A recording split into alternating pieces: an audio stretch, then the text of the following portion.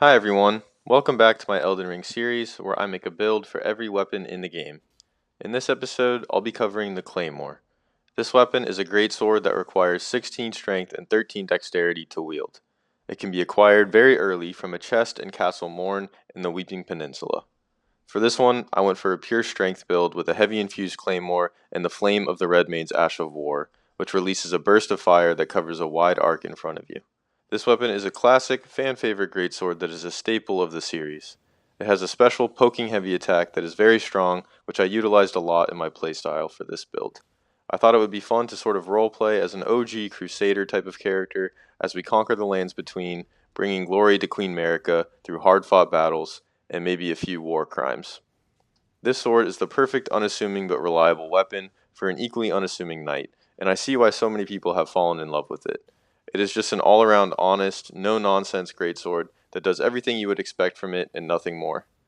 I opted to two-hand it for this build to take advantage of some bonus strength scaling, and we also get a very solid moveset.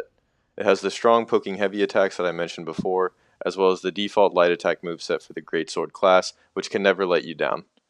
The Flame of the Red Maid's Ash of War also gives us another attack option for crowd control or medium range encounters. It also gives us access to fire damage. This skill sadly did get nerfed a while back to reduce its stance damage, which to be fair was absolutely broken before, but it is still a very good supplemental attack option to complement our regular sword attacks.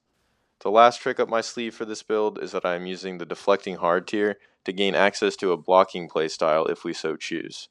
This mechanic allows us to effectively block attacks with our greatsword if timed precisely without taking chip damage or losing too much stamina. We can then follow up with a guard counter for high raw damage and stance damage. This blocking component also feels thematically appropriate for our Crusader Knights fighting style. Between our guard counters, Flame of the Red Mains, and charged heavy attacks, this build is very effective at staggering enemies. Staggers are a hallmark of many strength-based builds and are always very satisfying to pull off, which is one of the main reasons that strength is so good in this game.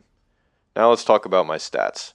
At level 150, I have 60 Vigor, 14 Mind, 32 Endurance, 80 Strength, 13 Dex, and 10 Int Faith and Arcane. High Vigor is always nice to have, and is of course important for a pure melee strength build like this, where we will be trading a lot of attacks. Mine doesn't need to be too high, as our playstyle is not dependent on Ash of War spam. Our skill is more of a support option, with the real star of the show being our sword itself. Endurance is pretty high, primarily for stamina purposes. Playing aggressively with the greatsword, especially with heavy attacks and guard counters, demands a high stamina pool, and I think 32 is enough to play comfortably. For damage, this is of course a pure strength build, so I went all the way up to 80. We benefit off of strength with a heavy infusion on our weapon, which gets boosted even further when two-handing. The Flame of the Red Main skill scales directly with our strength stat as well. Dex is at 13, just to meet the minimum requirement to wield the Claymore. For my armor, I went with the classic medieval Crusader look. I am using the Great Helm, the Tree Surcoat, and the Chain Gauntlets and Greaves. I absolutely love this combo, especially with the helmet. It looks so clean on the chainmail armor base with the cloth overlay, and makes us look straight out of the Middle Ages. Ever since I discovered this combination, I've just been itching for an opportunity to use it in a build, and I'm finally doing it with this one. As for my talismans, I first have the Dragon Crest Great Shield for more physical defense. Then I have the Axe Talisman for a boost to our charged heavy attacks, which I consider to be our signature attack with this build. Next is the Blade of Mercy, which gives us a damage boost after executing a critical attack. I tend to get lots of crits with this playstyle, so we get a lot of mileage from this one. And finally, I have the Two-Headed Turtle Talisman for more stamina regeneration. Other solid talisman options would be the Shard of Alexander, if you want to lean into your skill more, the Two-Handed Sword Talisman, the Curved Sword Talisman if you like the guard counter approach, or the Dagger Talisman for stronger crits.